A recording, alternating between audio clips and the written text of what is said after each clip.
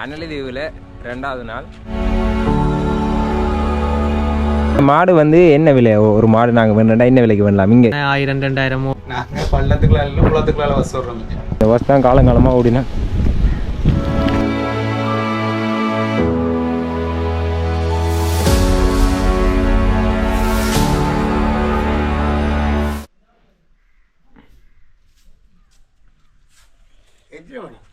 இப்போ 9 மணி ஆகுது.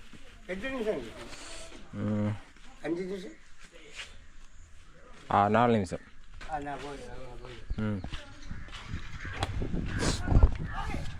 பாய். அனலிதீவில் 2வது நாள். நாங்கள் சுரேஷனாண்ட வீட்டில் இருந்து வெளியில் போகிறோம்.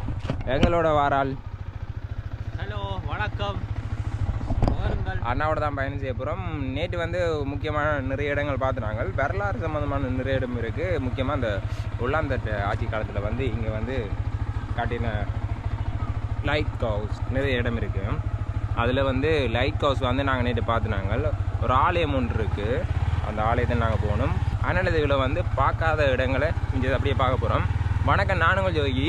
நம்ம சேனலுக்கு யாராச்சும் முதலாவது வந்தால் சப்ஸ்கிரைப் பண்ணி வச்சுருங்க. அப்போ நான் போகிற வீடியோலாம் உங்களுக்கு நோட்டிஃபிகேஷனில் வரும். எங்கள் இந்த டிரைவர் இவருக்கு வந்து இங்கே வந்து ஆட்டோ ஓடுறார். அனலிதீவிலே வந்து ஆட்டோ ஓடி திரிகிறார். என்ன மாதிரிங்க ஆட்டோ ஓடுறது? இங்கே என்ன மாதிரி ஆட்டோ ஓடலாம். ஒரு சீசனுக்கு இங்கே ஓட்டம் வரும். எங்களுக்கு இந்த 5 நாள் திருவிழா நடைபெற்றால் இன்னும் அதிகமான ஓட்டங்கள் வரும். அது இப்போ பாலஸ்தானம் பண்ணியிருக்கக்கூடிய எங்களுக்கு ஓட்டங்கள் சற்று குறைவாகவே உள்ளது. நன்றி. முக்கியமாக ஒரு பிரச்சனை உண்டு, அண்ணா சொன்னவர். அதை நான் என்னென்னு நான் உங்களுக்கு சொல்கிறேன். அது வந்து இப்படி இங்கே வந்து ஒரு பெரிய பிரச்சனையாக நடந்து கொண்டே இருக்குது. நான் ஒரு இடத்த இறங்கி நின்று அந்த பிரச்சனையை சொல்கிறேன். அப்படியே நாங்கள் போகிற பாதை வந்து பாதையில் வந்து புனரமைக்காமல் பாதை வந்து இப்படி தான் இருக்குது.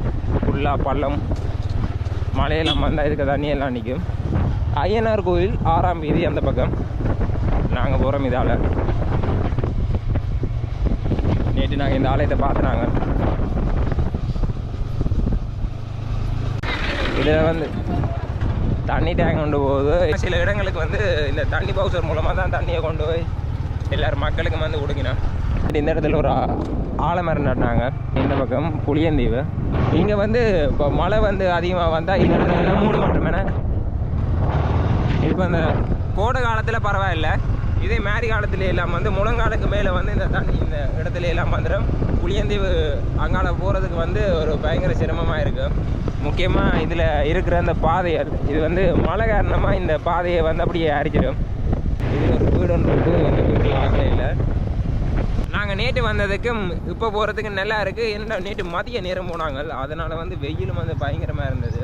ஒரு காலமை பொழுதில் போகிறோம்.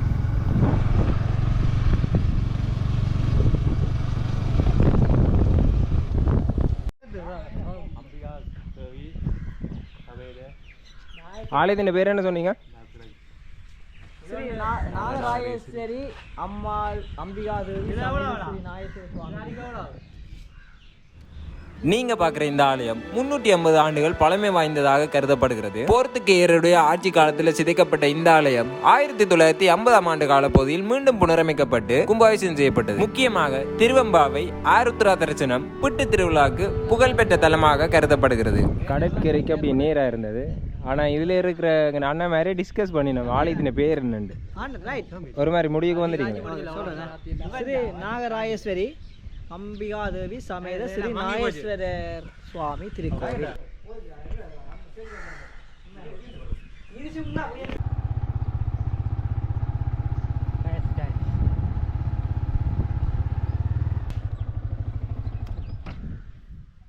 இதை வாய்ஸ் ஓவர் போடுவோமே நான் வீட்டை போய்.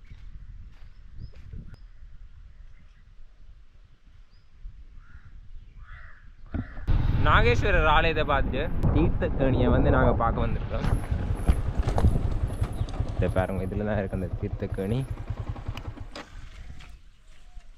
திரும்ப புனர் நிர்மாணம் செஞ்சுருக்கோம் இல்லாட்டி இருக்குது. காலம் எனக்கு தெரியும் எந்த காலங்களில் இருந்து. இதில் இருக்கிற தீர்த்தக்கேணியை பாருங்க அப்படி இருக்குண்டு.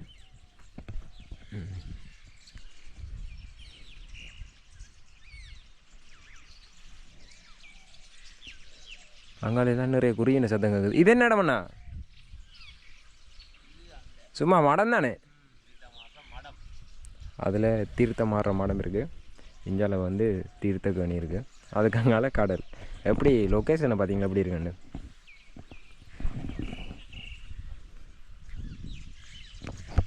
வெட்ட வழியான பாதை, அதை தாண்டி நாங்கள் அப்படியே இப்போ இந்த பாதையால் போனோம்.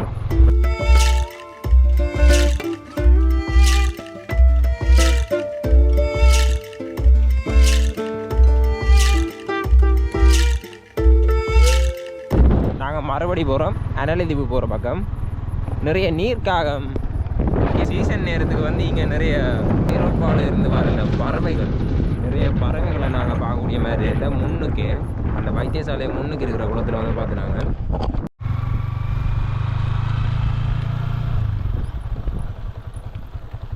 அனலதீவு முருகன் ஆலயத்துக்கு முன்னுக்கு நாங்கள் நிற்கிறோம். இந்த இடத்துல ஒரு முக்கியமான ஒரு பிரச்சனைன்னு சொல்லலாம். நான் இங்கே வந்து கேள்விப்பட்டதில்லை, அண்ணா தான் சொன்னவர் இப்படி ஒரு பிரச்சனை நடக்குதுன்னு. அங்கால பார்த்தீங்கன்னா தெரியும், நிறைய அதிகளவான மாடுகள் நிற்குது. அந்த மாடுகள் வந்து யாருக்கு சொந்தம்? இந்த மாடுகள் வந்து ஒரு இப்போ ஊர் மக்களுக்கு உரிய மாடுகளும் ஒரு கொஞ்சம் நிற்குது. கட்டாக்களி மாடுகள் வந்து நிறைய நிற்குது. இப்போ இங்கே வந்து பராமரிப்பு இல்லாமல் இப்போ தங்களுடைய மாடுகள் இல்லாமலும் வேறு சில மாடுகள் அதிகளவாக நிற்குது. இப்போ இங்கே ஒரு மாடுகள் பராமரிக்கிற குடும்பம் என்றால் ஒரு 100க்கு ஒரு 5 வீதம் 10 வீதமான ஆக்கள்லாம் இங்கே மாடுகள் பராமரித்து இந்த மாட்டை பயன்படுத்துகின்றார்கள். இங்கே மாடு வந்து என்ன விலை? ஒரு மாடு நாங்கள் வேண்டா என்ன விலைக்கு வேண்டலாம்? இங்கே இருக்கிற ஒரு மக்களை வேண்டா இருந்து மாடுகள் இப்போ நாம்பன் மாடுகள் எல்லாம் வளர்த்து இங்கே விற்பனை செய்ய முடியாது. இங்கே விற்பனை செய்கிறதுக்கான வழி இல்லை. அதை ஏற்படுத்தி தந்தாலே அந்த மாடுகளுக்குரிய பெறுமதி ஏற்படும். இப்போ இங்கே மாடுகள் அப்படி விற்பனை செய்ததாக நான் கேள்விப்படவில்லை. கேள்விப்பட்டானே அப்படி வித்தானே 1000 2000 3000 5000க்குள்ளதான் அந்த நாமல் மாடு ஒரு பெரிய ஒரு நாம்பன் மாடுகள் விற்பனை ஆகின்றது. முக்கியமாக இதை நீங்கள் கேள்விப்பட்டிருக்கணும். இப்போ அனலதீவில் வந்து ஒரு நாமன் மாட்டின விலை வந்து ஒரு 5000 3000 அந்த விலைக்கு வந்து குடிக்கணும். இதே இந்த அனலதீவில் இருந்து இந்த மாடுகள் வந்து வெளியிடங்களுக்கு போனால் வந்து அதிகமான விலைக்கு வந்து விற்கலாம். கிட்டத்தட்ட வெளியில எல்லாம் வந்து 2 லட்சம் 3 லட்சம் பெருமைனா 60 70 1 லட்சம் ரூபாய்க்கு மேற்பட்ட விலைகளுக்கு இந்த மாடுகளை கொடுக்கலாம். பசு மாடு ஒரு எங்கள் சுரேஷ் அண்ணாண்ட அப்பா சொன்னவர், பசு மாடை வந்து அண்ணா இந்த மாடை வந்து எவ்வளோ கண்டா தெரியுங்க நான் கேட்டேன். கேட்க சொன்னவர், நீங்கள் சும்மாவே கொண்டு போங்கன்னு சொன்னவர். ஏனெண்டா இங்கே இருந்து நாங்கள் அனலதீவை தாண்டி அங்கால கொண்டு போயிடாது. இதுக்கு வந்து பொறுப்பான ஆட்கள் வந்து ஒரு சரியான வேலையை செஞ்சால் இங்கே இருக்கிற மாடுகளை வந்து அங்கால கொண்டே விற்கக்கூடிய மாதிரி இருக்கும். முக்கியமாக நிறைய இந்த கட்டாக்காளி மாடுகள் வந்து நிறைய இருக்குது. அதை வந்து இப்போ இங்கே இருக்கிற ஆட்கள் வந்து உதவி செஞ்சால் இப்போ வெளியிடங்களை கொண்டு போய் அதுக்கும் வந்து ஒரு புதிய ஒரு வாழ்வு வந்து கொடுக்குற மாதிரி இருக்கும். ஆனால் இதில் வேறங்க நிறைய மாடு, கிட்டத்தட்ட இதுலேயே ஒரு 50 பேருமேண்ணே. அதில் வேறங்க நிறைய குட்டி மாடு, நிறைய குட்டி தான் நிற்குது. ஆனால் இந்த மாடுகள் இங்கேயும் வந்து அடிக்கிறேன்னு சொல்கிறீங்களே களவா? களவாக இது எல்லா இடங்களும் நடக்கப்படுகிற ஒரு பிரச்சனை. அதான் இது எல்லா இடத்தையும் பொதுவாக நடக்கிறது. இங்கேயும் வந்து மாடுகள் வந்து சில மாடுகள் வந்து அடிக்கணும், அடித்து அதை வந்து ரச்சிக்கு பயன்படுத்தினோம். அதே மாதிரி அதில் வேற நிறைய மாடு நிற்குது. இந்த அனலதீவில் இது ஒரு முக்கியமான ஒரு பெரிய ஒரு பிரச்சனை. அடுத்து அந்த பேருந்து பிரச்சனை, இந்த 2 பிரச்சனையும் வந்து ஒரு பெரிய ஒரு பிரச்சனையாக இருக்குது. நாங்கள் அப்படி இதிலேருந்து அடுத்து எங்கே போகிறோம்? அடுத்து ஒரு கோயில். இது வந்து சின்ன பண்டார வயல். அந்த பாதையால் வந்து நாங்கள் முன்னுக்கு ஒரு காளி கோயில் உண்டு. ஆலயம் வந்து திரும்ப புனர்நிர்மாணம் செய்யணும். உள்ளுக்கு வந்து கட்டிக்கொண்டு நிற்கணும். வெளியில் என்ன கட்டி முடியலை. உள்ளுக்கு பாருங்க, உள்ளுக்கு இடமெல்லாம் கட்டி கொண்டு இருக்கணும்.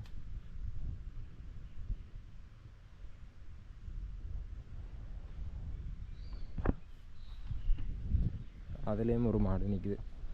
அதிகமான மாடு, எங்கே பார்த்தாலும் மாடு தான். அனலதீவில் வடக்கு பக்கத்தில் நிற்கிறேன். நிறைய தென்னந்தோப்பு இருக்குது. இந்த தென்னந்தோப்புலேருந்து அங்கால பருத்தித்தீவு இருக்குது. பருத்தித்தீவில் ஒரு குட்டி ட்ரோன் காணொலி எடுக்க போகிறோம். இந்த காணொலி எப்படி இருக்குன்னு மறக்காம கமெண்ட் பண்ணுங்க. பாருங்க இந்த அழகான தீவை இந்த ட்ரோன் காணொலியில் பார்த்தா எப்படி இருக்குமெண்டு.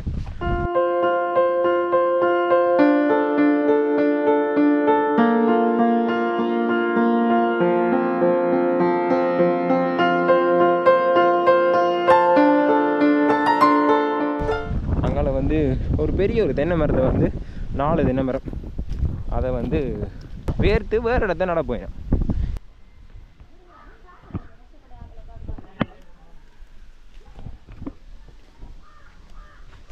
அன்னலதீவில் இருக்கிற ஒரு வீட்டுக்கு முன்னுக்கு இந்த ஒரு கிணறு ஆழமில்ல அந்த இது ஒரு குட்டி கிணறு தான். நான் இங்கே நேற்று வந்தனாங்க. இதுதான் வீடை பாருங்க அப்படி அழகாக இருக்குன்னு. ஆமாம் போயிட்டு வரோம், பாய். அப்படியே நாங்கள் திரும்ப போகிறோம். சரியாக ஒரு 12 காலைக்கு வந்து இங்கேருந்து படகு வந்து போகுது கண்ணகி அம்மன் இறங்குதுறைக்கு. அன்னலதீவிலேருந்து அதில் தான் போக போகிறோம்.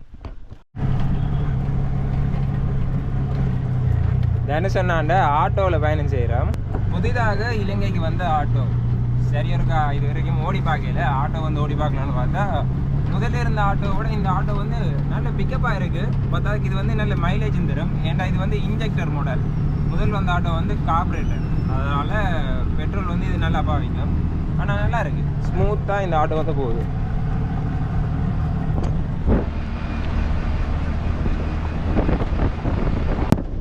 மீண்டும் சந்திப்போம். தனுஷனோட நாங்கள் அப்படியே வந்தாச்சு இறங்குதுறைக்கு. 12 காலைக்கு வந்து இங்கே ஒரு படம் ஒன்று போகும் கண்ணகி அம்மன் இறங்குதுறைக்கு. நிறைய படம் இருக்குது. இந்த படையெல்லாம் வந்து ஒரு ராகம்ல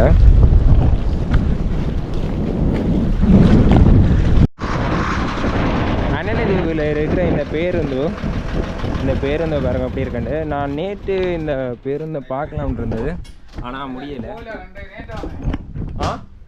ஓ நேற்றுண்ணா, இன்றைக்கு தான் போகிறேன். இங்கே இருக்கிற பேருந்து பாருங்க.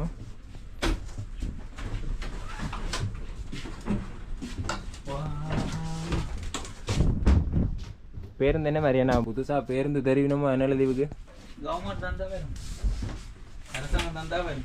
இல்லாட்டிக்கு இதே தானே திருப்பி இது அடிக்கடி பலதா போகுமா? என்ன மாதிரியா அடிக்கடி இந்த பேருந்து வந்து பலதா போகும்னு சொல்லினா முதல் ரோட்டை சொல்லுங்க, ரோடு பிரச்சனை.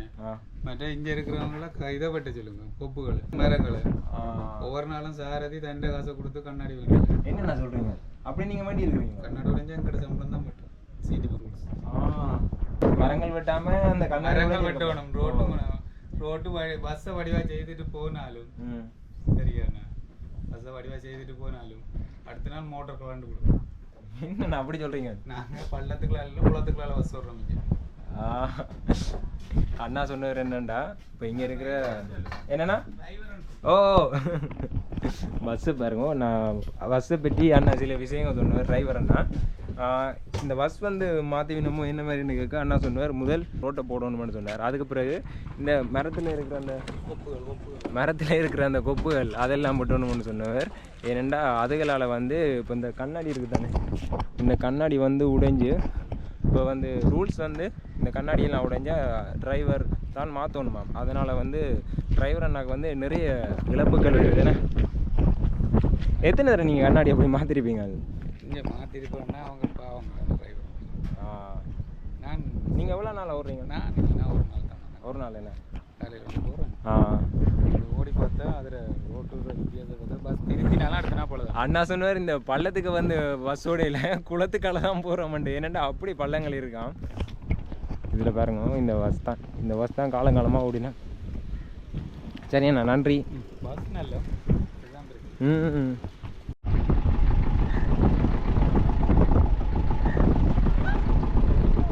தீவை விட்டு நாங்கள் போகிறோம். அன்னலதீவை விட்டு நாங்கள் விடைபெறுகிறோம்.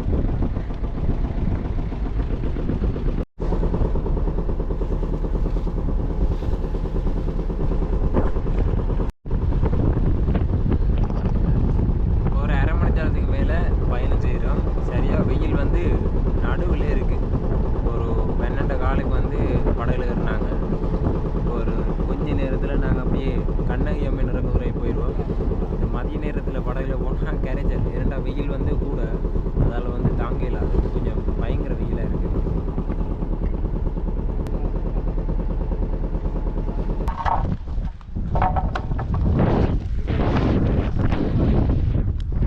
நேற்று அன்னலதீவுக்கு போய் திரும்ப கண்ணகி அம்மன் இறங்குதுறைக்கு வந்துட்டேன். ஆரம்பித்த இடத்துல வந்து முடிஞ்சது.